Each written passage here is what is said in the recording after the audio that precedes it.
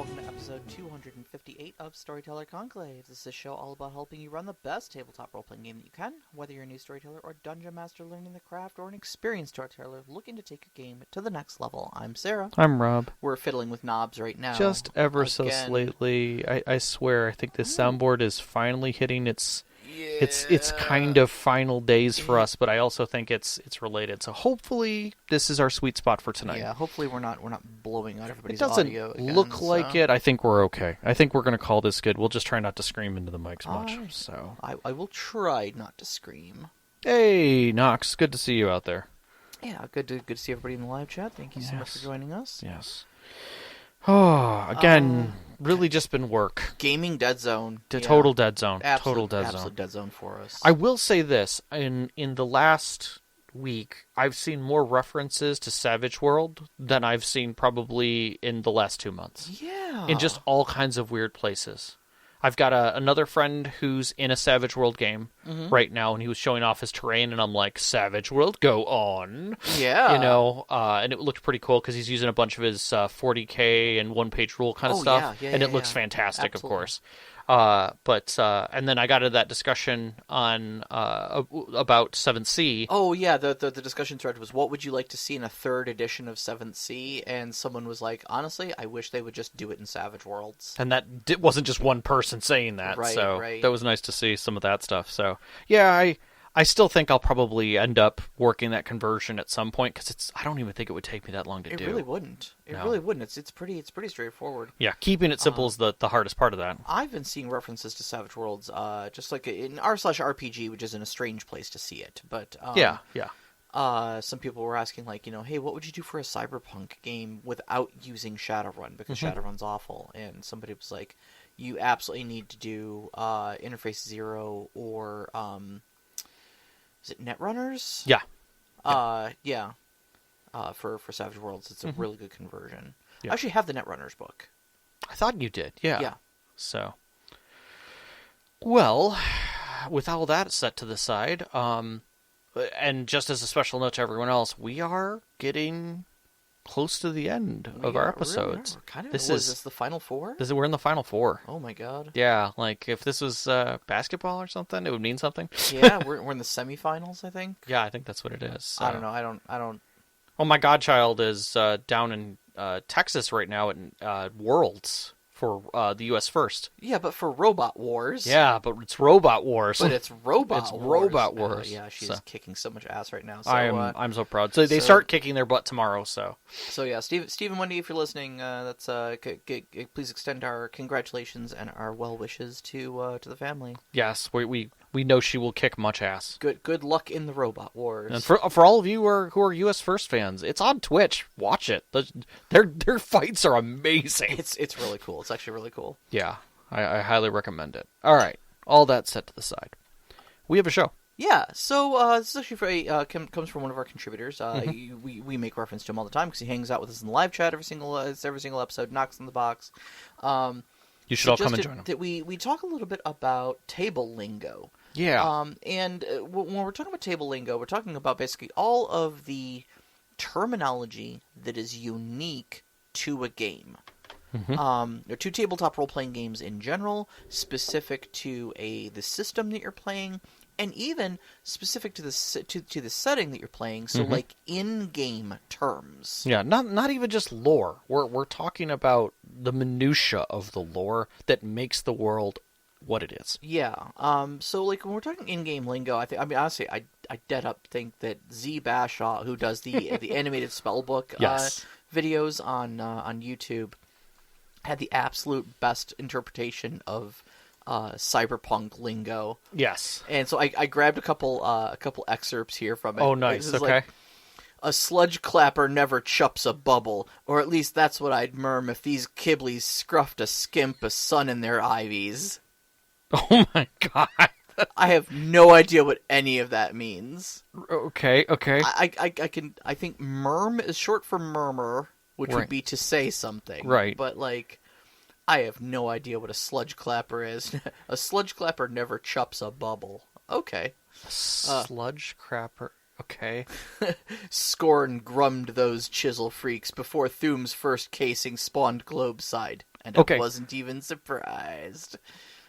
I would say Thuum's first case scene spawned Globeside, a.k.a. his shell released from the firearm. Yeah. I think that's a great way of saying it, honestly. I think it's a great way of saying it, too. But, man, is there a lot of slang. Yeah. And, like, anybody who's played Cyberpunk 2077 kind of gets this as well. Or even Shadowrun. Shadowrun had a whole lingo section. Well, yeah, specifically. I think to Cyberpunk 77, the video game, makes it very understandable. Yes. Because they do kind of tone it down. You can say pretty, you can really tell what they're trying to go. But man, yeah, some of those like Shadowrun novels get this incomprehensible sometimes, where every other word is some sort of lingo. But understandably for especially for newer players who aren't used to a particular genre, or they're not used to a particular setting or whatever, or even just tabletop role-playing games in general, right? This can be pretty daunting. Yeah, without a doubt. I mean, I remember going into Shadowrun specifically and feeling that I had to use the lingo with people who had been playing it before, and without having that lingo, it felt like you almost feel naked as a character. Like you're not immersed into it. You can't get yourself wrapped into it. So if you want to be a programmer or a hacker in the cyberpunk universe, you've got to use the lingo that's embedded in it. And some of that lingo bleeds through the mechanics, and some of it is just setting lingo. But from the other aspect of it, I also felt like I could never run Shadowrun right.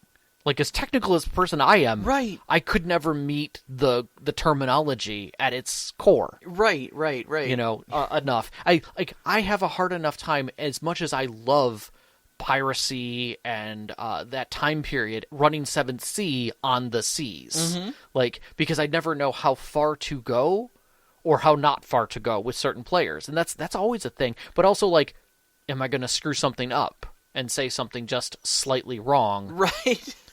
It's kind of a cold war that takes place between you and your players. As a player in your 7th Sea game, it has enticed me to start learning nautical terms. Was something I had absolutely no experience with whatsoever. So I was picking up little bits of lingo from your game, and that enticed me to go and learn more. Right. But then you start this arms race of some nautical terms. I've studied some nautical terms on my own. Are you going to say something wrong? And then the stuff that I've studied, I'm going to be like, no, that's called a forecastle. Yeah. Exactly. Exactly. And you're like, okay, technically, yes, that is accurate, but we're also in a sloop. Right. So it's called a foredeck here. Right, right. So I'm not going to lean into this. And also, fantasy, buddy. Fantasy. Right. And then 3 other players at the table are sitting there going, all right, stop the pissing contest. Let's play the game. Yeah. Because one of my favorite things in regards to that was somebody was talking about Pirates of the Caribbean. It's they steal the ship, right? And it's like, no, they didn't. They commandeered it. They commandeered the ship, number one. And number two, they can't.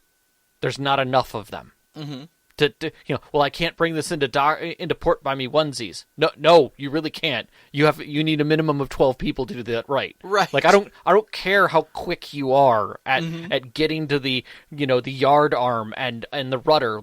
No. That's not going to work out for you. Just playing 3 or 4 of us on Sea of Thieves, a game that is designed to control a ship with that many people, it's hectic. I can imagine what a real ship is like. You know? And just the strength you need to be able to bring in 4 sets of sails. Yeah. Alone, right? Yep. Yeah. That's just so many little things like that. But again, I digress. It's and this I think this is where the content becomes some of the break point, is because what you understand, sometimes even contemporary stuff, makes that challenging. But really what I'm talking about is that breakdown, that simple material breakdown of changing from what we contemporarily know to what the setting knows it as. Right, so changing things like, a hacker into a netrunner. Right. Changing magic into the one power. Which I think is even more of a stretch. You're like, a what? Okay, the one power? There's only one? There's only one? Right. Yeah. Like, I have other stuff on my sheet here. I'm just putting that down, right? Exactly.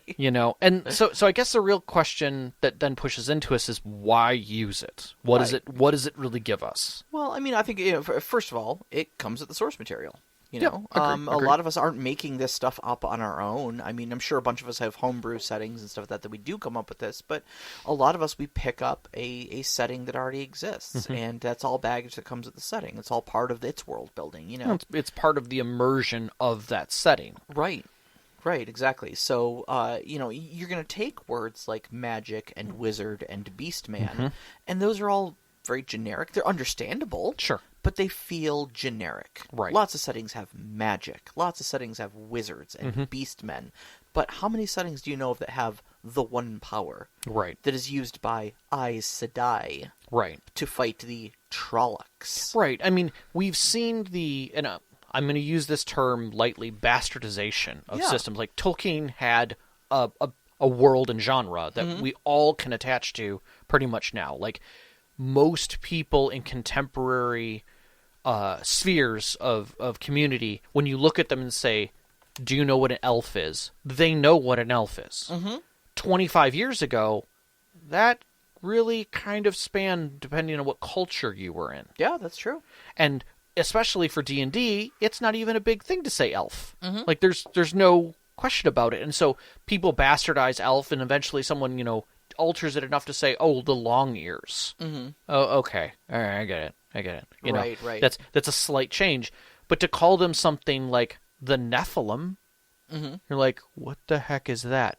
It's an elf. Oh, why didn't you just say elf? Because there's a word for that in this setting. Right, because there's a word for it. It's called an ambulance. Right. So I use a lot of these examples from Wheel of Time specifically because when I first started reading Wheel of Time, the first book, Eye of the World, it does not pull any punches. And just from a story standpoint, like, it cuts you right into the action. The prologue to it is a 3,000-year flashback before the meat of the story takes place to show you basically the breaking of the world. Right. That causes essentially all of the stuff that happens in the mainline story. And it just jumps straight in. It's like, oh yeah, he channeled Saidin from the One Power, and because he was a powerful Aes Sedai, and you're like, what does half of that sentence mean? You'll know by the second paragraph. It felt like that, but I didn't. Right. No, well, I'm sorry I about got the second that. chapter. I read that prologue 4 times and still had no clue what was going on. Right. I mean, now knowing what all those terms mean, I can go back and I know exactly what's happening, and it's a great scene. But to me, just getting in, not having any sort of introduction or any sort of guideposts to Wheel of Time,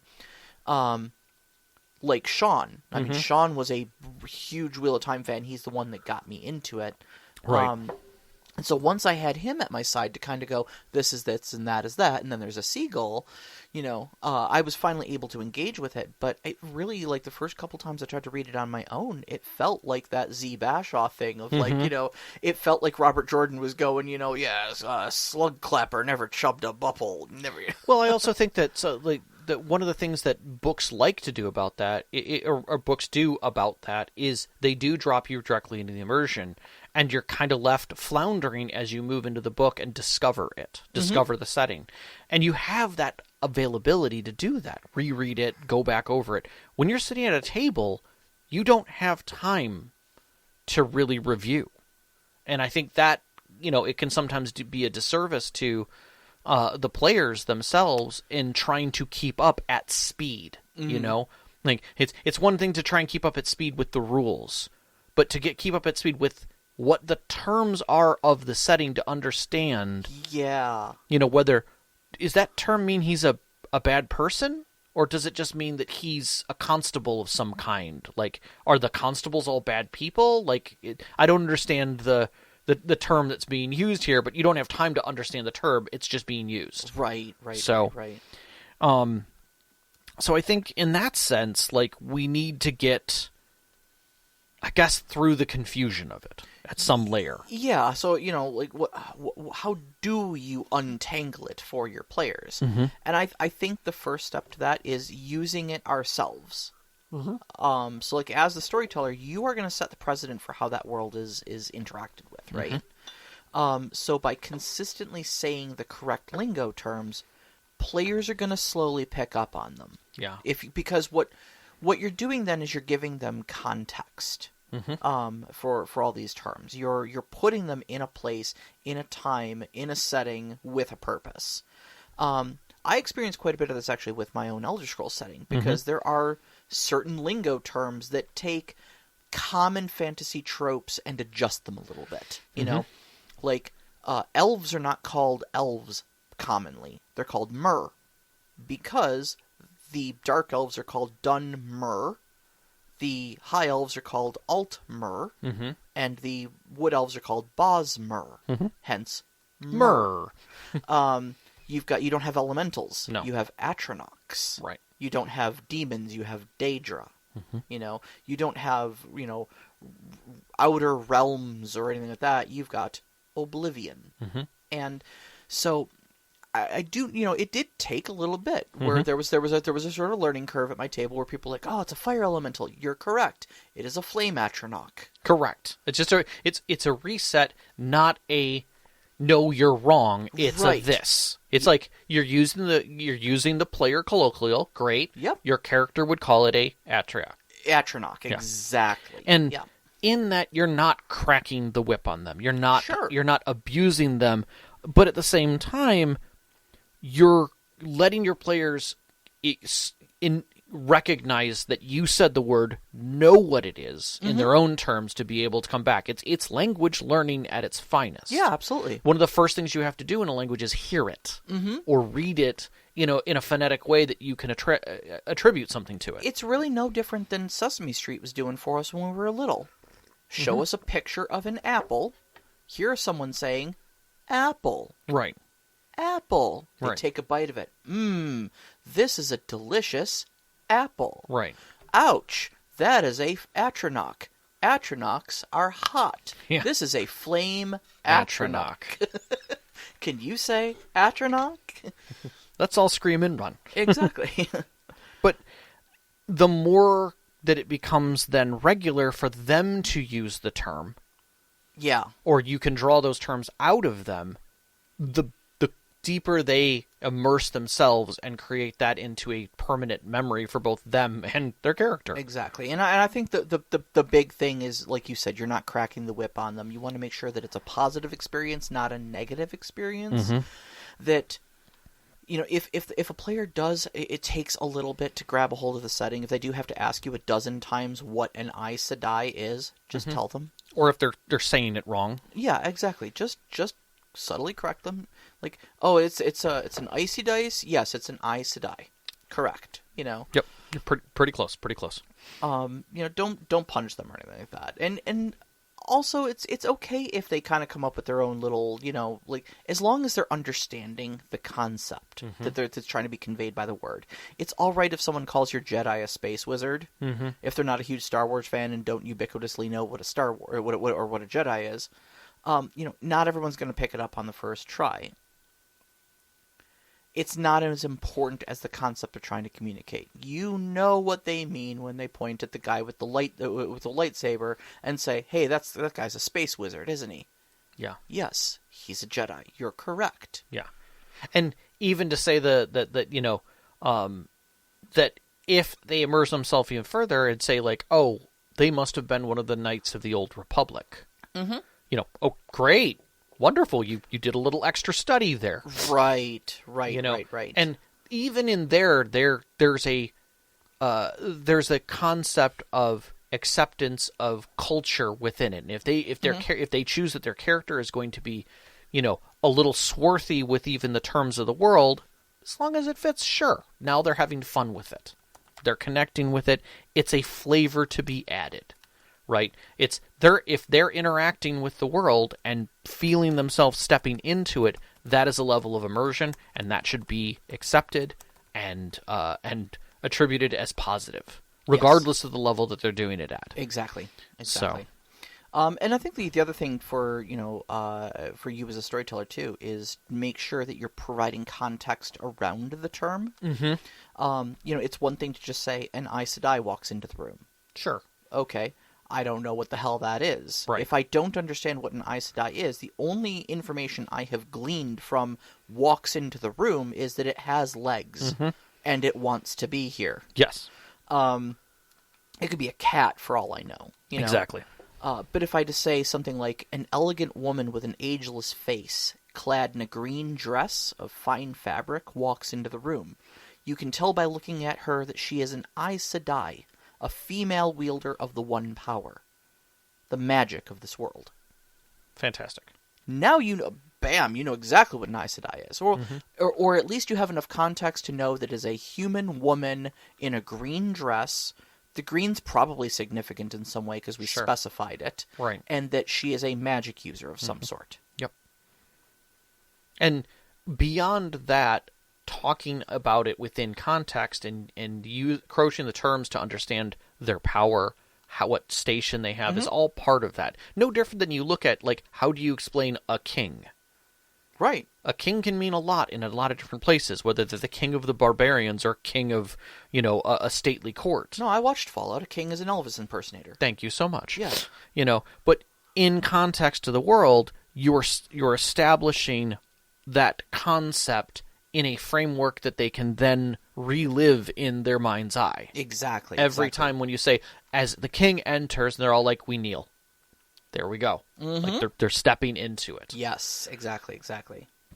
The corollary to this, though, is that you don't want to be too descriptive with things. Because I know a lot of us, when we're trying to give context, can fall into that nerd trap of giving history lessons. And so you can confuse the issue by giving too much information and context. Like the above example, I can say an Aes Sedai is a female user of the One Power, specifically the ones trained in the city of Tar Valon. Oh, so from this I can glean that she uses the One Power, and she's from Tar Valon. Are there magic users that don't come from Tar Valon? Yes, and those ones aren't called Aes Sedai. Oh, interesting. Okay, so I've learned something new as a player now. But what we sometimes do is say, okay, yeah, so they're broken up into Ajas and they're labeled by color. See, green are basically battle mages that have multiple warders with them, and instead of the typical one warder, or no warder in the case of the red Aja, which is the Aja that hunt the human... No. Exactly. Let the world explore things, or let the players ask. Exactly. Now, everything I just said about Aes Sedai is correct there. None of it added any useful information to the player, and in fact confused the issue. Right. They're not doing research here. Right. That's not a thing that they needed. It didn't add to the scene. It wasn't a question that needed to be asked. Nor was it something that even if it was important to the scene, that's still too much information to be giving people at a first run level. Yeah. Like there's nothing there for them. You're just painting a world around them that they now walk through like a painting. That's not enjoyable. They are absorbing 0% of that. Right. And so effectively what you want to try and do is only frame the lingo in what is important for the scene to feel like it is part of the world. If it sits outside of the scene, like we always talk about with the mountains, then don't worry about it until it's necessary to explain that or to answer that question. A good example of this that's a little more contemporary, at least in story that people have, was I look at Critical Role, the animation. I did not watch the hundreds of episodes that were made to create, that were played out in Let's Play to generate that first season that I watched. Yeah. On the other hand, I understood from the moment that the first dragon landed with them that there were others that were different. I didn't need to know each one of them and their names and what their powers were. Right. What kind of green and red and black dragons were, right? That was going to come later, because it wasn't necessary for me to have all that information, nor did I need to know everything about each one of those characters that were in there. nor any of the people they were meeting. I needed to know just as much as the scene allowed to make it have depth. In context. Correct. Yes, exactly. Now, I think this sits very well in the same kind of framing as our out-of-game lingo, our mechanics, if you will. Yeah, because, I think a lot of us take our mechanics for granted. I think way too many, especially as storytellers. Dead We are dead bad at taking them for granted, really without are. a doubt. I mean, look, out of game lingo, when we're talking about that, is basically just a fancy way of saying the vocab specific to the game system. Okay, so words like fate point, THACO, drama dice, +1 forward. These are all lingo, right? Mm-hmm. If I don't understand Powered by the Apocalypse, you can't say to me, "Oh yeah, take +1 forward." Take what now? Yeah. Plus one of what? Correct. Forward to where? On to dawn? Or second star to the right, straight on till morning? Or even like 7C is number D number 2D8. Yeah. What does that mean? Well, roll and keep, two keep 4 or 4 keep 2, right? Or like that. Like, what is that? Keep, and then keep the highest. Right. Highest of what? What you roll. What am I supposed to be rolling? 2D8. Do I roll 2 8-sided dice? No. Yes. Hot take. Yes. Even 2D8. That notation. Yes. Of number D sides. Yes. Is lingo. It is. Because I have been at tables with people. In fact, I think Knox in the Box is one of them, simply because this is his first role-playing experiences with me, where it was like, okay, yeah, roll a D8 for me. Which one's what's a D8? It's the 8-sided one. What is it shaped like? I'm not counting the sides on all these damn things. Yeah. It's the one like 2 pyramids stacked on top of each other. Looks kind of like a diamond. Yeah. This one? Yes. Yes. I mean, I will straight up say, not everybody is great at geometry, especially students. Sure, absolutely. But, it like breaking it down and having that moment where I realized that, like, a notation that I've been using since 2nd edition D&D, of roll 2D8, that's lingo. Yeah. That right up there is not a ubiquitous thing that people understand. No. Not in the least. Not in the least. And I think lingo is both good and bad at the table, because I think it can definitely pull people away from the game, and be super hard to overcome early on if it's not known. And I'll flat out say, players are really bad at communicating what they're not good at the table. Mm-hmm. Like, if you have a storyteller who just met with a bunch of people, like a Gen Con or something, and they immediately tell you all of the things that they don't know about whatever they're about to play, it's a rarity. Yeah. Because you never want to sit down and look the fool. Mm-hmm. Like, that's just a thing.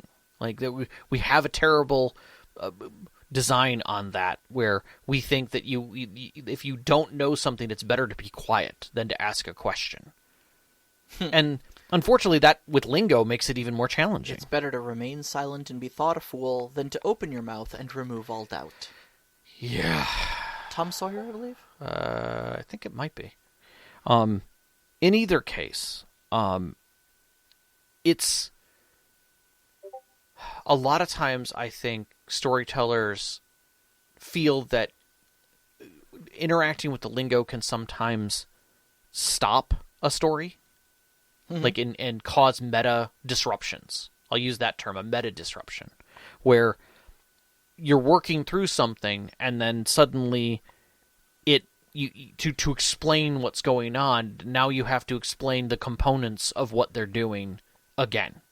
Right, right. You need to spend a penny here from a rules standpoint. Right, and now your distance, every step is another meta distance away from the actual gameplay that you're trying to capture them into. And when gameplay starts grinding to a halt, you start losing the attention of your players and such like that. And I think a lot of us are terminally afraid of that happening. So there's this knee-jerk reaction of, like, if we need to start explaining little terms like what's a Benny, what's a trait die, what's a wild die, what does acing mean, you start kind of like having this knee-jerk reaction of, like, I don't want to get into the weeds with that, just roll the damn dice, Right, and I think players at the same time feel the same way.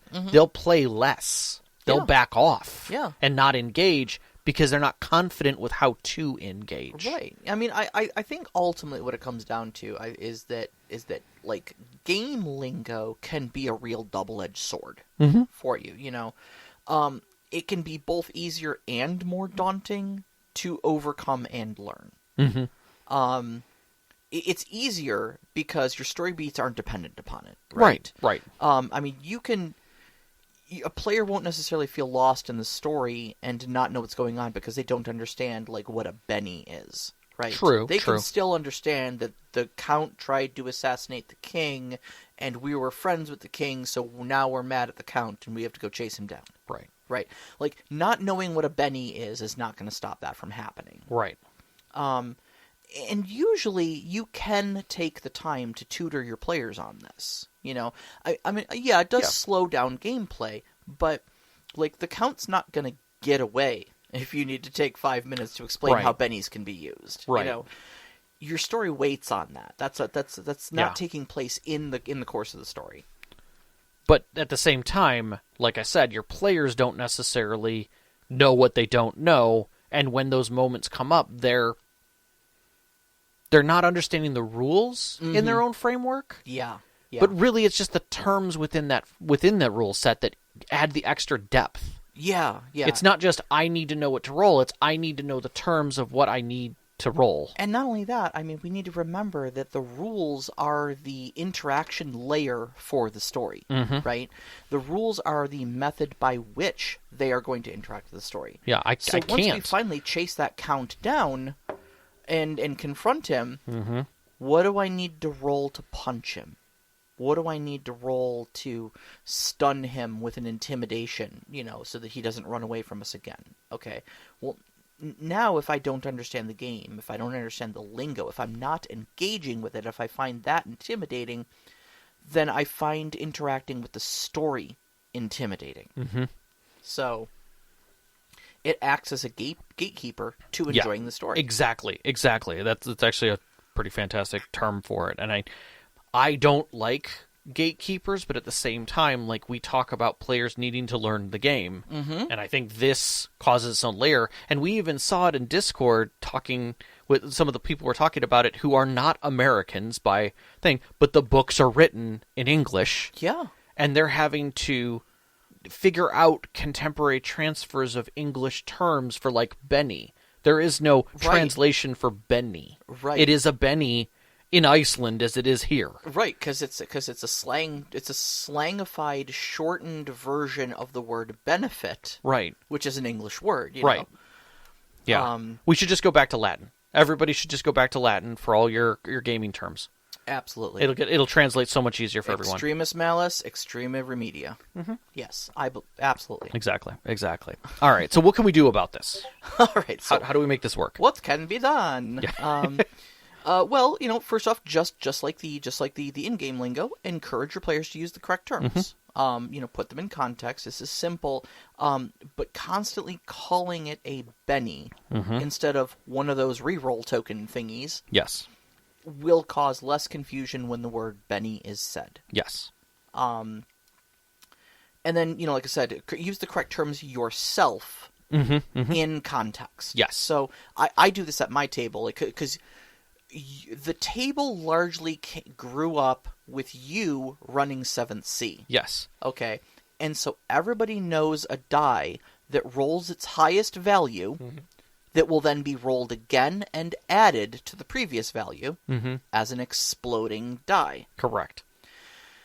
Savage Worlds calls these acing. Correct. Okay. You have aced that die. That die has aced. So it's taken some... It's not a huge difference. Right. But for me, it's important because the rules all make reference to acing dice. Right. And so to remove that whole, like, wait a minute, is acing the same thing as exploding sort of level of confusion, I always call it acing. Right. And when people say something exploded, I say that's correct. You aced that die. Yes. And I will say it myself. I roll out in the open. I stopped using a GM screen, so I roll my dice right out in front of you. I'm like, okay, he's going to roll to hit you. That aces. That aces again. And the wild die aced. Okay, cool. Yep. So you all hear it, and you see it, and it's all reinforced, you know? Yep, exactly. And it's living by example, great way of doing it. But it's also, again, that simplistic point of name it, define it, list its uses, and give clean examples. Right. I think this is where the part that always gets me is the naming and defining. Because a lot of times even books do a bad job at it, and then once you're one step away from the book, it can get exceptionally painful. Oh yeah, they start throwing lingo at you on like page 3, and it takes until page 47 of the rule book to define what that term means. Dude, I've seen so many rule books do that, and it drives me absolutely nuts. As much as I came around to liking Cortex, Cortex does that from the get-go. It really does. It really does. Oh, it was infuriating to try to learn without outside aids. Yeah. So I have this story about a specific term. And some of you players will recognize it. Well, hold on. Let me frame this one. Fair enough. Because the next thing on the list is to explain your acronyms. Correct. Okay. So, acronyms are a big thing. Games love them. Yeah, and older games like them even more. So GM was running a second edition D&D game because they had a lot of the books for it. They wanted people in. They had people were interested in D&D and some very, I will say, more rogue-like gameplay where they were planning on having multiple characters and grinding through things.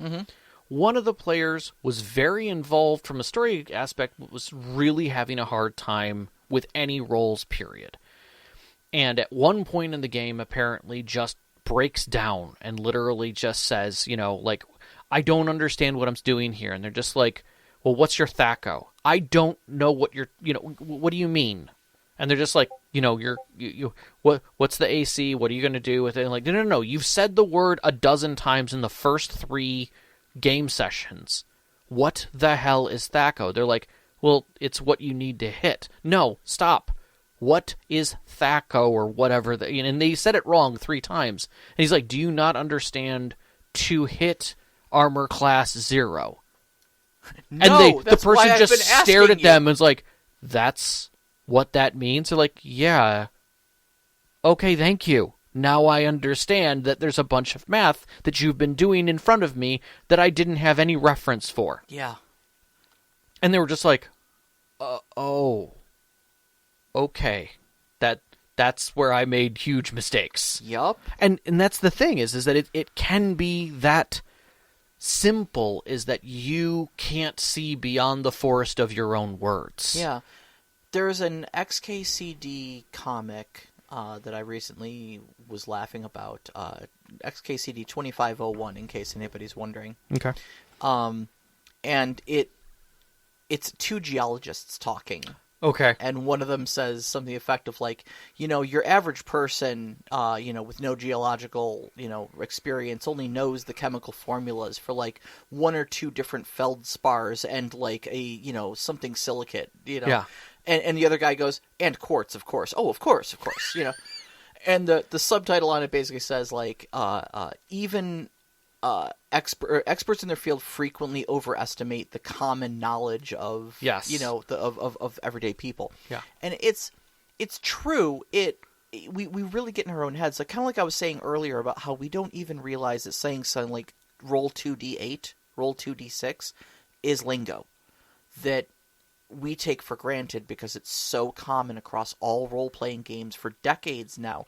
But, coming down to like acronyms and stuff like that, what's your THACO? Or even I know what THACO is, but I'm not right. taking the time to understand that you have no clue right. what a THACO is. Or what AC is. Yeah, even AC. What's your AC? AC, hold on. And you start, like, searching as the a sheet. newbie player, you start looking for pairs of words that come to, AC. Is that autocan? Like, no, we're not playing modern.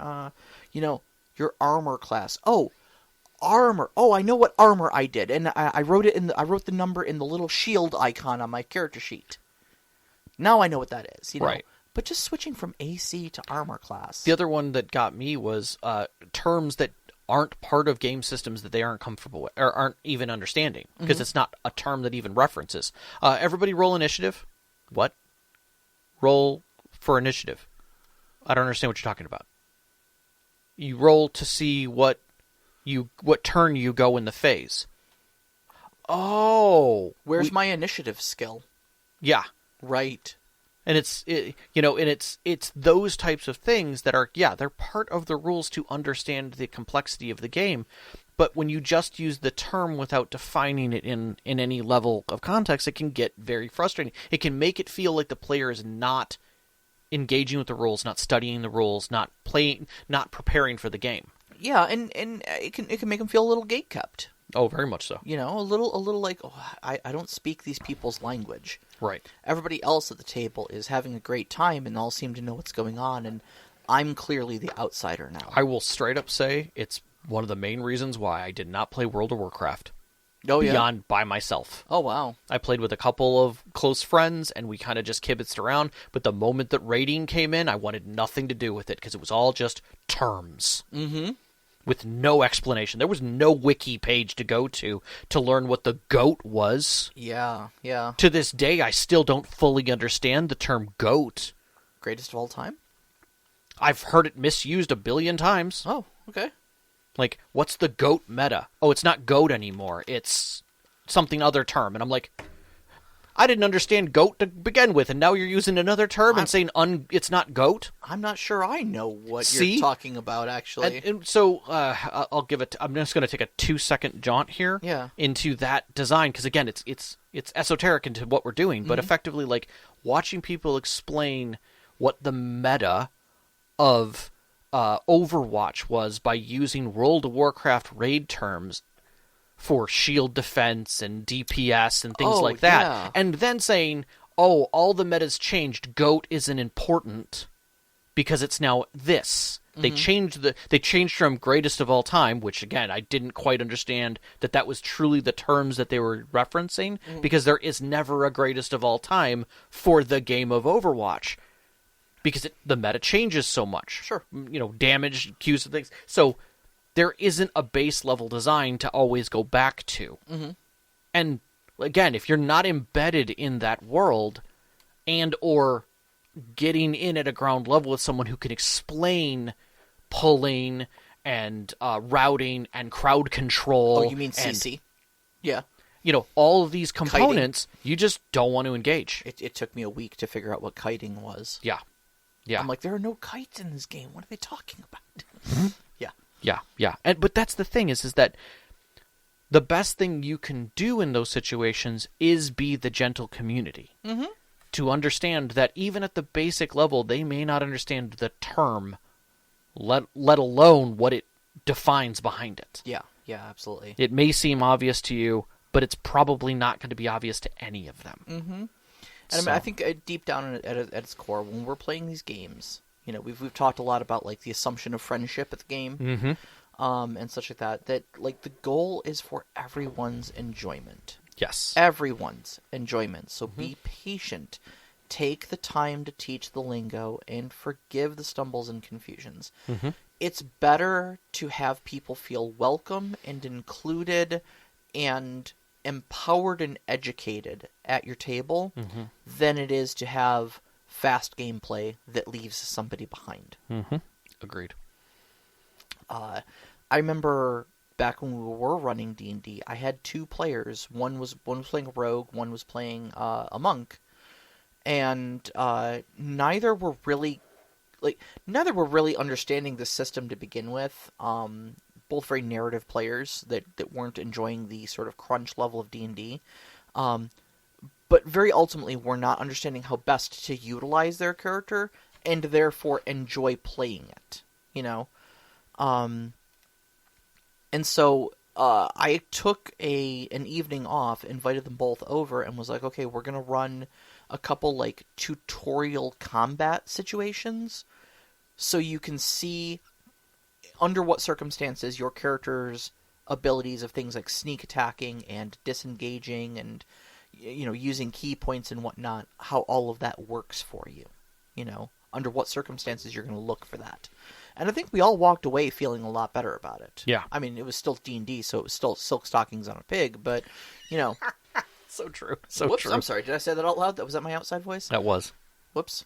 Nobody's ever yelled at us. We don't care. That's true. I think this was good. Yeah, okay. I feel pretty confident. We got some questions. We can hit these questions. All right. I like them. Captain, who we had on last week, have you ever come across an RPG term that made you go, nope, I'm not going to say that out loud? Oh, I'm sure I have. I'm trying to think of any off the top of my head, though. Yeah, I know there was a few. That I just was like, no, that's not appropriate, or that's not something that's going to come across the table properly. I don't think it's ever been like inappropriate, of like it was a sexual innuendo or anything like that. But I think there have been terms in the past where it was just like, it's such a silly way to phrase. I think Powered by the Apocalypse kind of does this for me, where it's like, take +1 forward. Yeah. Why are we saying +1? It's a +1 bonus on your next roll. That's what a +1 forward is. I have to use a few more words to say it. Right. But why did we have to lingoize a +1 bonus on my next roll? Yeah. I felt that Numenera kind of did that with some of its things. Mm-hmm. In the way that it explained, it tried to explain I guess its basic component, these effectively just one-use objects or short-use objects. Yeah. But creating a specific term for them that seemed way outside of what they were. Right. Like, to the point where, like, it doesn't have an impact on me in my mind right now. Mm-hmm. Like, I can't honestly tell you that it had any reference. Right. And I think that's the other part that gets me is like, if it's not something you can comfortably use, because it doesn't make sense, Mm-hmm. even in the context, then it really makes it challenging. Yeah. And you're not going to use it. You're just never going to use that. I know what the other one was. The one I bounced off of even harder than +1 forward. Hmm. Still Powered by the Apocalypse. Hold. Okay. So there are moves I've seen where it's like, okay, scrying. Yeah. Hold 3. For each one of your hold, ask the storyteller a question. Okay. Did we need to invent a term that made you for ask the storyteller 3 questions? No. Did that need lingo? Yeah.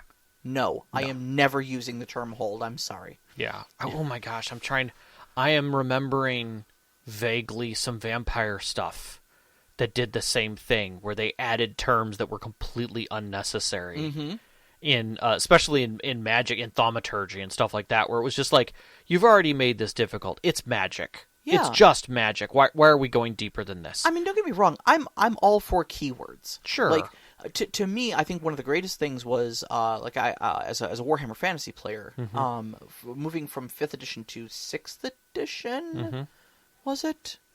I can't remember which edition it was. Whatever the last edition was, moving from the second to last edition of Fantasy to the last edition of Fantasy. Yeah, Nox says, stop trying to make hold happen. It's not going to happen. But I remember there was a lot of scattered rules. They described random movement in bespoke terms in like 5 different ways across 5 different sources. And then when the new edition came out, they were like, random movement is a keyword. It works like this. Yeah. So if your thing says random movement 2d6, these are the rules. Yeah. That's it. Yeah. It's standardized across the board. Yeah. I'm all for something like that, but that's necessary because that describes a specific thing happening that has a rules interaction for it. But like, take a +1 bonus. That doesn't need lingo. That's just +1, guys. Yeah. Exactly. All right. So, Next up, we've got Miki. Miki? Yeah. Okay. Have you incorporated table lingo into real-life conversations, like with family or colleagues or even strangers? 100%. I call people chummers. I've done it. Yeah. It's I've definitely done that.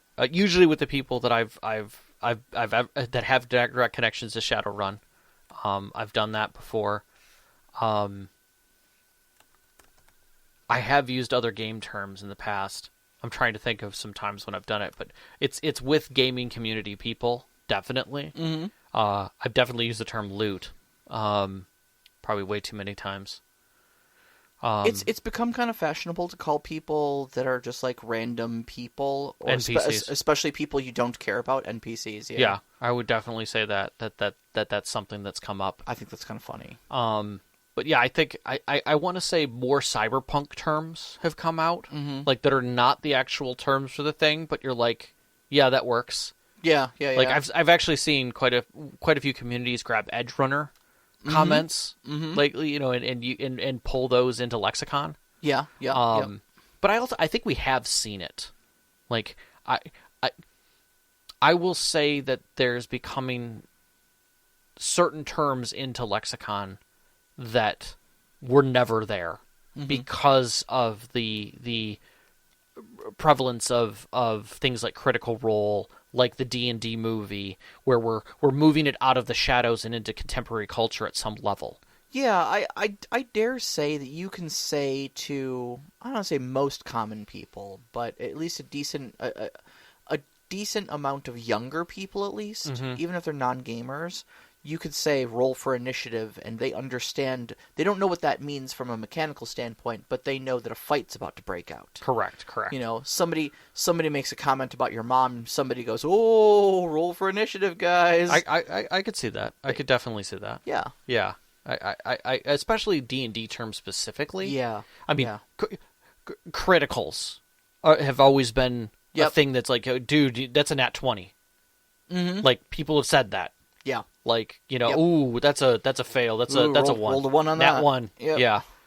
Yeah. So it's I definitely could see those kinds of terms are used all over the place. Whether it's in common knowledge with my friends and stuff, but yeah. I definitely that. I don't think it's unique to tabletop games, though. I mean, I think a lot of like video game culture, especially, is bleeding out. Like I see Skyrim terms all the time. Oh God, out in the wild. But I mean, that's a very ubiquitous game. Yeah. I love the memes where it's like a white fluffy cat sitting on a white fluffy carpet, and you almost can't tell the silhouette. Right. Except you see the two little eyes and the toe beans, and it's like Sneak 100. Yeah. Yeah. People understand what that is, even if they've never played. Right. To the same extent that it's like you see a guy who's got one crutch, and you're just like, oh, did he take an arrow to the knee? Something arrow to the knee. Exactly. Yep. Exactly. So I think I definitely think that, and to answer the second part, like, have you ever done it on accident? I don't think I've ever done it on accident. I've always thought that most of the terms come through pretty obviously. Yeah, and I'm usually the one telling other people to remember to give context. So I'm generally not so deep in my cups that I throw terms like that around willy-nilly. No. And I will say to the other part of that is, like, do people often look at it funny or anything like that? No, that's the thing about it, is that the terms are couched enough that it's not like someone's just standing off to the side laughing and then they're like, okay, what does that mean? Right. Know, I don't think it's that. I think it's within enough context that they understand what it roughly means. Also, though, I think, like, I don't know about you, but, like, I surround myself with gamers. I don't think I hang out with a single person who isn't at least tangentially a gamer. I have a few, definitely. I definitely do have people who are not gamers, who are aware of gamer culture, but they are not. I think, like, my sister is about the only person I can think of, honestly. Yeah, probably on your circle set. Like, it would take me a pretty decent dig to find somebody who doesn't fit into the gaming culture for you. Like, all my friends are your friends anyways. Most of them. And it's a smaller circle. Yeah. Because I'm an introvert. Yeah, so. it's a sub-circle of mine, but, like, my circle goes pretty wide and far. That's true.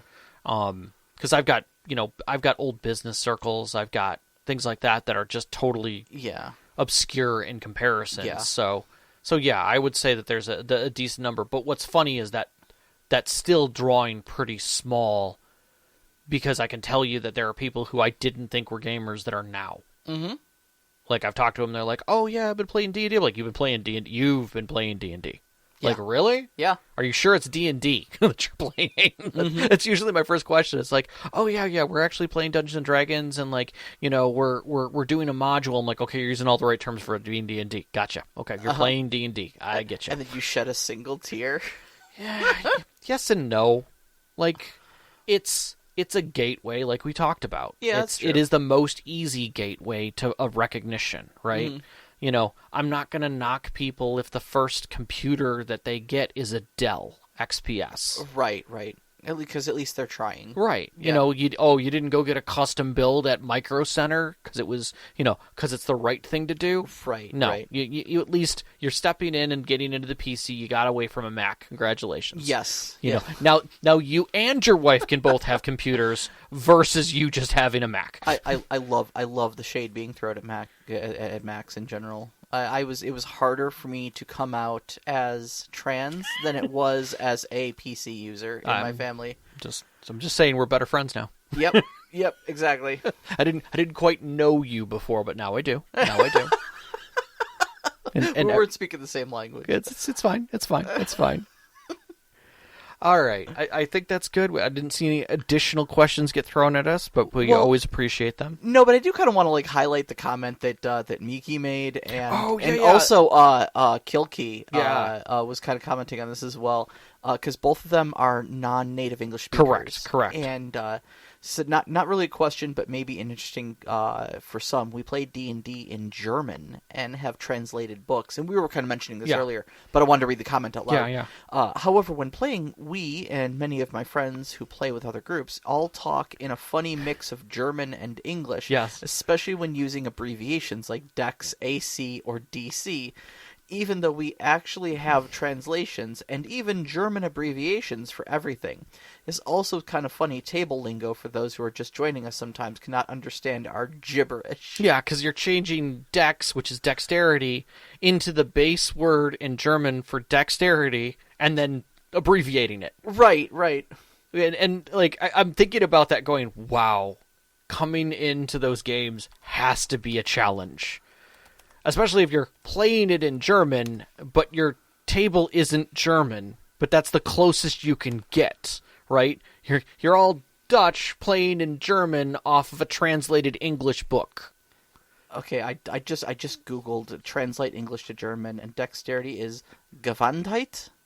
Okay. So, Miki, if you're hearing this, please let Destroy me know if us. I said that right. Yeah. Gewandtheit. Yeah. And then you're gonna abbreviate that. Right. Of something, of some kind. so wow. Especially armor class. Oh, yeah. Yeah. Exactly. Yeah. I mean, some of that's going to translate close, because I'm trying to think of base language here, and then I'm not a linguistics expert, but Der Sodenblocken. Yeah. See, now that's inappropriate.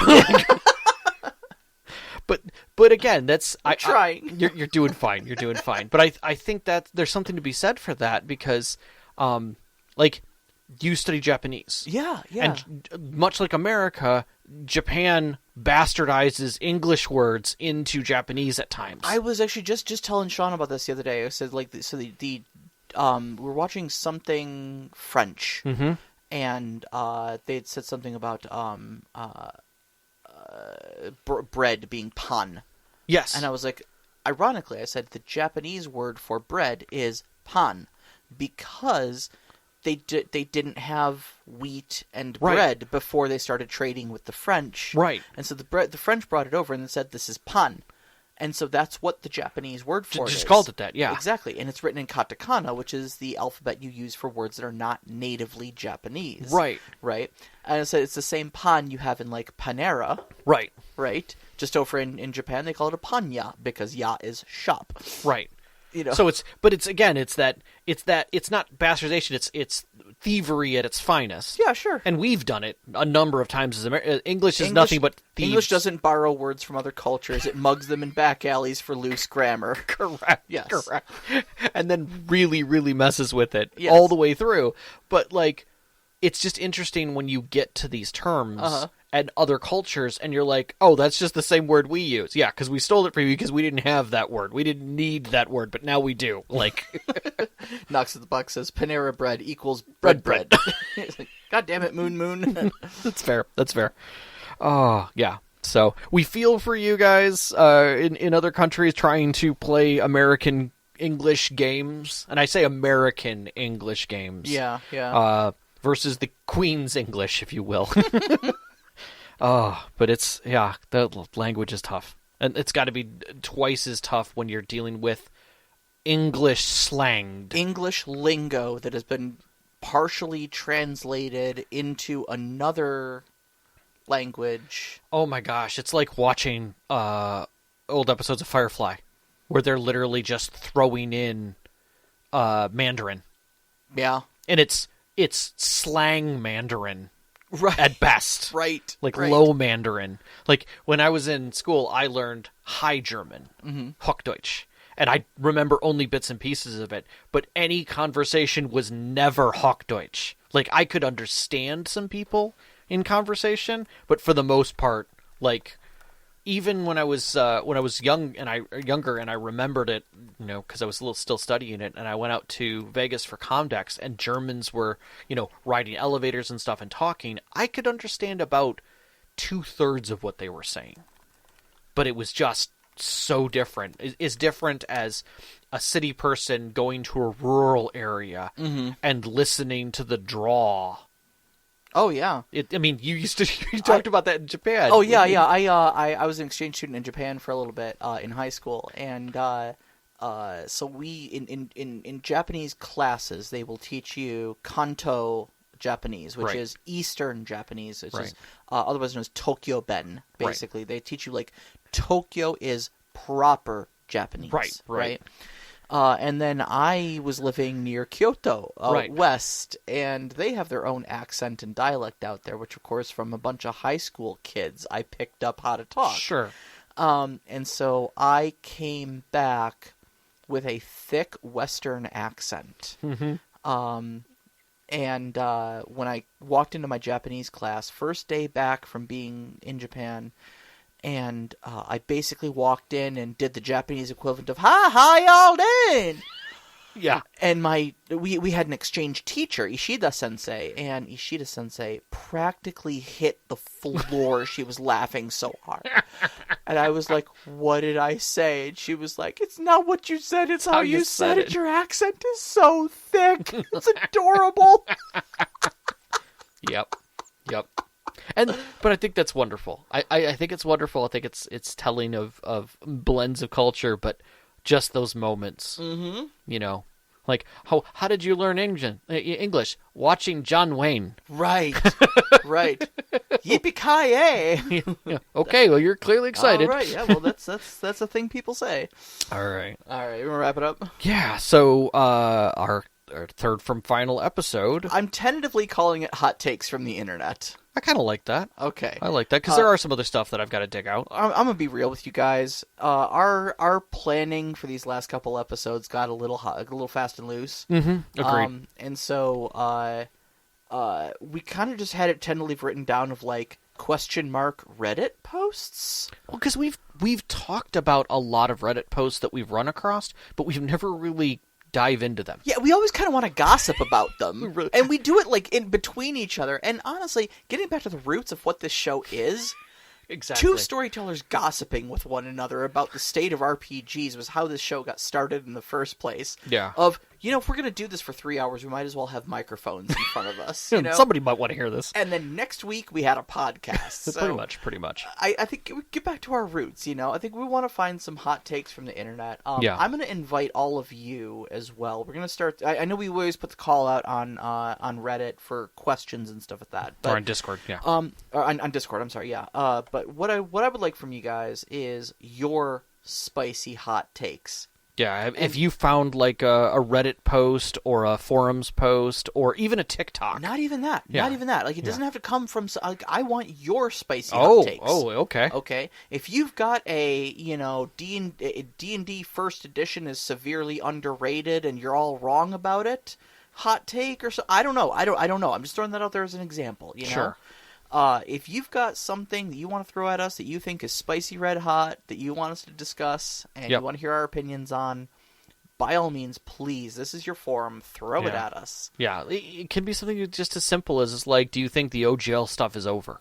Yeah. Like, has Critical Role lost their mind in creating their own game? Sure. Why not? Sure, I'd love to hear it. Anything like that. What's the where are we at? And you can make it as narrow as you need it. And just a reminder too, that even if you're not on our Discord, like we still have a Twitter and stuff like that. Like you can still shoot us comments, like just add us on Twitter. Yeah, please. And tell us what your spicy hot take is. If you don't want to join the Discord, that's fine. Yeah, totally. Whatever. But yeah, I'd love to hear them. I'd love to bring them up here on the air. I would love to be shocked and appalled by them or agree with you and dare other people to fight me over it. Let's do it. Yeah, give us some time to think about these things. I'll put a post up right after the show just so we can start pulling these things in. So right on. All right. All right, well, ladies and gentlemen, you can find us on Twitter at st_conclave, on Instagram at st_conclave. Listen to us live every Wednesday night at 7 p.m. Eastern Time on mixlr.com/storyteller-conclave. And join us up on our Discord. We'd love to hear from you there. Talk to the other great storytellers that are there. Shoot us some questions to answer on the air. You can find that link on our Twitter as well as our website, storytellerconclave.com. We'd like to thank our Patreon members who support us every month, especially our named members, Knox in the Box, Subjet, The Arcane Asylum, Hulavu, Sam, Sean, and Sparkle Motion. We appreciate all your support. Our pre-show music is by Arcane Anthems. You can find them at patreon.com/arcaneanthems. Our intro music is Beyond the Warriors by Geefrog. You can find it at geefrog.bandcamp.com or on YouTube Music.